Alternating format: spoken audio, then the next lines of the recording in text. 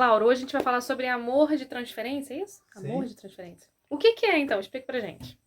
Amor de transferência, se a gente voltar lá atrás, né, nos vídeos, né, que a gente começou a fazer, vai ter lá a resolução edipiana. Sim. Né? O que é a resolução? Falando rapidamente da resolução edipiana. Nosso primeiro amor é um dos nossos progenitores, o nosso pai ou a nossa mãe. A gente se apaixona por um dos dois. Tá? E esse amor ele é interditado, né, pelo parceiro ou pela parceira. Ou seja, se eu me apaixono pela minha mãe, a figura do meu pai faz a interdição. Não é? Essa mulher não é sua, esse amor não é teu. Então, para uma resolução edipiana normal, eu vou recalcar, eu vou passar por esse sofrimento, eu vou passar por essa perda, eu vou ficar revoltado, né, eu vou sentir raiva, né, e vou sentir a perda, mas eu vou passar por essa perda, vou recalcar essa ideia, porque a gente não recalca sentimento, vou recalcar esse acontecimento, né? Entro num período de latência, que vai normalmente de 4 aos 12 anos, 11 anos, dependendo de cada criança. Eu entro em um período de latência onde você não quer saber de amor, né? Você leva o teu sentimento para o esporte, para o estudo, para o social, para outras coisas, e mais tarde, quando você já está sexualmente preparado, esse amor volta e você vai buscar uma parceira. Esse seria o amor ideal. Sim. Então, por que a carência? Né? Por que a gente fala que todo amor é carência? Por isso. Fica a carência daquela perda. Sentindo falta daquele amor. Perda, exatamente. Né? Fica ali, fica aquela perda. Tá? Então, todo amor é amor de transferência. Todo amor? Todo amor. Mas só que se esse amor, que você aprende a amar, né? Você aprende a amar com os pais. Freud fala literalmente, Com a principal função da mãe. Cuidadores. O Freud fala literalmente, a principal função da mãe é ensinar o filho a amar. Quando fala filho, filhos, né? Sim. Ensinar o filho a amar. Né? Então, ele é categórico quanto a isso. Então, agora, o que acontece? Quando você passa por esse processo normal, né? Esse amor ele é arrefecido, né? Ele é perdido. Se você não passa por esse processo, esse amor ele não cessa. Ele não cessa, ele vai seguindo linha contínua. Né? Passa 4, 5, 6 você continua com essa paixão, continua com esse amor. O que vai acontecer? Você vai ter que transferir esse amor para alguém. Então, são pessoas que começam a namorar muito cedo, se apaixonam demais. Tá? Então, ela literalmente pega aquele amor que ele tinha pela mãe e transfere. Só que é um amor infantilizado. Né? Porque lá...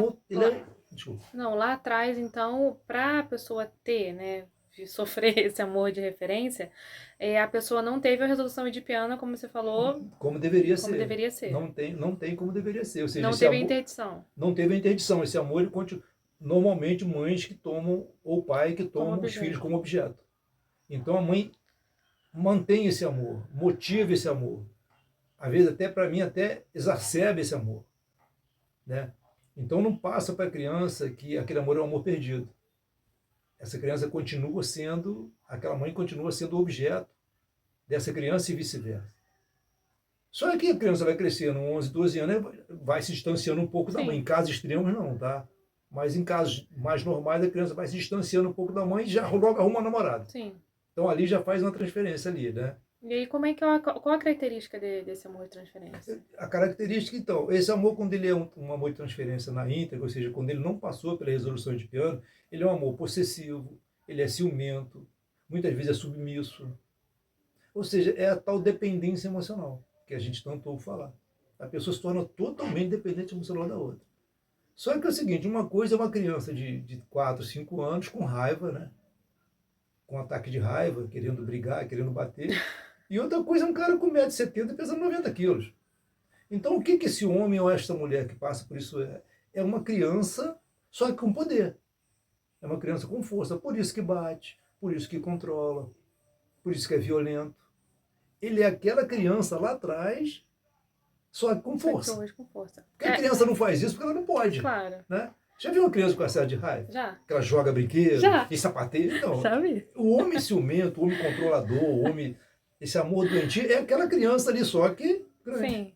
A gente já falou em outros vídeos que o amor é uma relação de troca, Claro, né? claro. Você está falando sobre amor de transferência, então quer dizer que a pessoa que ama dessa forma e a pessoa que é objeto, que recebe esse amor, ela também tem uma ligação com Com essa pessoa que ama demais, vamos dizer assim. Troca de carências. Ela também busca por uma Ela, pessoa com essas características. sim, ela vai buscar um homem, ou vice-versa, Sim, tá? Ela vai buscar, porque eu falo o homem mais violento, que normalmente é assim, o homem é o que é o controlador, é o violento, mas tem caso inverso, tem. tá? Mas vamos falar pela linha geral. Então, o homem que procura uma mulher assim, a mulher que vai submeter isso é a mulher que também tem carências, que também tem uma resolução adipiana mal Ela resolvida. também pode ter tido sofrido ou passado por essa transferência ou necessariamente não? Não, a pessoa saudável não vai ficar numa relação assim. Se você tem um homem ciumento, controlador, que te agride, tá? Se você não estiver satisfeita com isso, você não vai ficar. Então, se você se submete a isso, é porque você também tem carências. Que esse sujeito, Vai esse suprir. objeto te preenche. Que tipo? Pode ser mulher que sofreu algum tipo de violência na infância, que teve um pai muito controlador. Ou seja, as hipóteses são difíceis de estar, cada caso é um caso. Sim. Mas são pessoas, são mulheres que cresceram, ou homens que cresceram também com essa carência de ser dominado, de ser controlado. Tá? É muito comum a pessoa fazer isso, se submeter a uma situação dessa de controle com medo de perder o controle. Ou seja, eu preciso ter um controle externo. Como assim? Assim, digamos que uma mulher ou um homem, né? No caso, me refiro mais à mulher nesse aspecto, porque é mais comum. Digamos que você vai crescendo e você tem uma tendência à perversão, Ah, a se tornar uma pessoa pervertida. aham. Você não consegue autocontrole, não desenvolveu um superego suficiente para te controlar. Então, aí entra uma figura controladora externa. Ah, sim. Ou seja, aquele pai que controlava na infância vai ser esse pai que vai controlar agora como adulto. Mas isso é muito ruim, né? Isso é muito ruim. Não é, Porque como é a vida desse casal? Porque não só a pessoa que oferece esse amor de transferência, mas quem recebe, deve ser uma relação conflituosa, não? vai ser quando um querer mudar a regra do jogo. E aí? Né? Enquanto o controlador controla e a controladora quer ser controlada ou vice-versa, enquanto esse jogo funciona, enquanto os dois têm ganhos, Tá indo. vai indo. O problema é quando um começa a ficar insatisfeito. Ou seja, quando um começa a amadurecer. Aí o pessoal fala, pô, a psicanálise acaba com o casamento. Não, não acaba com o casamento. A pessoa se sente Só passa a se incomodada. conhecer, né? A Entendi. pessoa se sente incomodada, vai buscar um tratamento e começa a crescer emocionalmente e não aceita mais essa regra do jogo. Ou seja, esse acordo tem que ser refeito. Os acordos que eu sempre falo, Sim. né? Controlador, controlada. Não, eu não quero mais ser controlado. Esse acordo tem que ser refeito. Pô, mas pra quem é controlado é difícil sair de uma relação com o O controlador. controlador é mais difícil ainda. É mais difícil É sair? porque, olha só, o controlador, ele acha que tem mais ganho, né?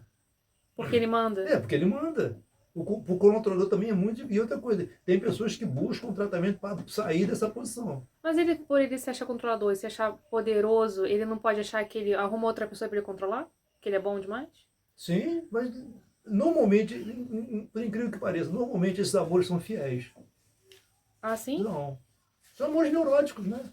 Entendeu? Se encaixam Se perfeitamente. encaixam. Normalmente são relações. E olha, tem relações que duram 30, 40 anos. Se um não se incomodar, se um não se sentir incomodado, E, então eles podem viver bem. Então, se eles não se incomodarem, Pode, eles podem ter uma pode. relação.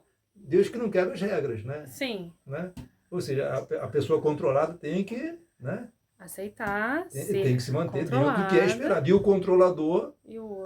também não pode exacerbar demais. Então, são acordos. Né? São acordos. Agora, se um dos dois sair da posição, aí mela. Aí dá ruim. Dá ruim. Ah. Essa evolução tem que ser. Essa evolução tem que ser. Tem que ser juntas. Os dois têm que evoluir. E um puxa o outro, tá? Isso pode acontecer. Como assim? Cachorro? Se um evolui, porque tudo isso vai passar por um amadurecimento, tá? É um amadurecimento emocional. Se um amadurece, o outro tende a acompanhar. Às vezes não, mas tende a acompanhar. Principalmente se tiver, se for uma relação, se não chegou a um nível de desrespeito, né? Agressão. De agressão, né? Ou seja, se a coisa é um controlador controlado, mas mais, assim, mais disfarçado, né? Mais dentro das normas sociais. Entendeu? Agora, tem um detalhe que é muito importante, olha só, esse amor não acaba. Não acaba. Não. Esse amor infantilizado, ele não... Essa talvez seja a grande diferença de um amor infantilizado para um amor maduro. O amor infantilizado não acaba. Porque se alimenta dessas coisas, né? Ele se alimenta de ciúme, de provocação. Então, se essa relação acabar, essa pessoa vai buscar, Vai buscar outro amor. outro amor Vai pra buscar. mesmo modus operandi, Com a mesma característica. mesma Esse amor maneira. não acaba. Agora, o amor adulto, o amor amadurecido acaba. Acaba? Acaba porque o amor amadurecido, o amor adulto, ele precisa de coisa boa. Não é uma dependência emocional.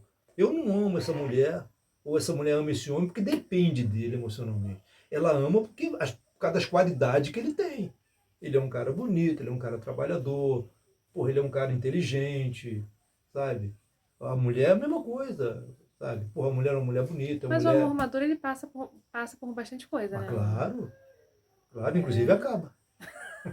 Inclusive o fim. Inclusive o fim. Passa por tudo, muda com o passar do... É porque um amor longo, assim, você vai conhecendo a pessoa cada vez mais, e isso te torna, assim, eu acredito que a gente até fique um pouco olhando aquela pessoa, eu acho que é muito difícil. Você olha com admiração pelo tempo que você conhece, pelo que você conhece da história, mas também você sabe os defeitos, que às vezes te incomodam demais.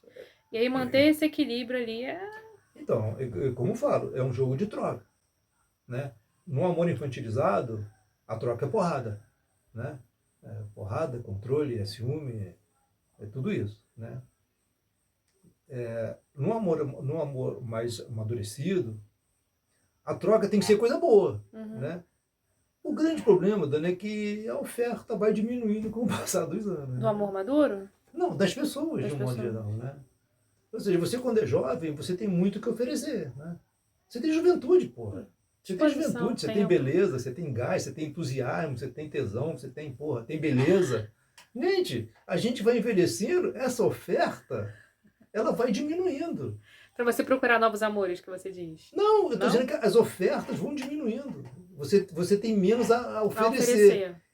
Mas se você também não desenvolve outras Ah, coisas, fala, pô, experiência, compensação. sabedoria. Isso, Senão... tudo bem, eu não sou mais bonito, né? É, Mas eu tenho mais experiência, exatamente. né? Sabe? Eu não sou mais jovem, não tenho mais entusiasmo para muitas coisas, mas tenho para outras. Mas é porque eu acho que que um amor maduro procura, porque eu não sei, né? Se eu for comparar hoje o que eu sou com o que eu era quando eu tinha 20 anos, eu jamais procuraria uma pessoa como eu procurei aos 20. Hoje eu procuro, não procuro, mas eu tenho uma pessoa, mas eu não procuraria uma pessoa com Com as essa característica. características de jovem, Mas é de claro, se você é jovem, você quer uma ser pessoa jovem. jovem. Esse negócio da pessoa jovem que busca uma pessoa muito mais velha, aí já tem de estudo, já tem Aí outra história. já não tá legal. Porque Já tem uma carência estranha aí. Quando eu falo é a diferença que nem vê, por 30 anos de diferença. Pô, um homem de 50 anos quer uma menina de 20, uma menina de 20 quer um cara de 50. Cara, já há, não estou dizendo que não possa ser certo, né? Quem sou eu para dizer o que é certo e errado? Mas essas discrepâncias já tendem a mostrar algum tipo de carência, entende? A suma do vídeo de hoje que eu quero falar é o seguinte: se você está numa relação onde o que vocês trocam são coisas ruins, né? Onde a troca é ruim, onde a troca é violência, controle, ciúme, né? Compra, né? Compra com dieta, com essas coisas. Você normalmente está numa relação com... Você tem ou está vivendo um amor infantilizado. Entende? Porque o amor adulto, o amor amadurecido, o amor da pessoa que passou pela resolução de piano de uma forma razoável, ele se alimenta de coisa boa. Por isso que tem que ter, né? Por isso que um casal feliz é um casal que vive trocando coisa boa. Lógico, trocar uma farpa ou outra, tudo bem. Brigar, é claro. Mas na maioria do tempo, trocam coisas boas. Porque acaba. Então aquele amor infantilizado, aquele amor que não tem fim nunca, gente, as pessoas vivem trocando tapa aí 20, 30 anos, vivem uma vida assim, 20, 30 anos, o troço não acaba. Agora o amor verdadeiro acaba. Se ele não for alimentar de coisa boa, ele acaba.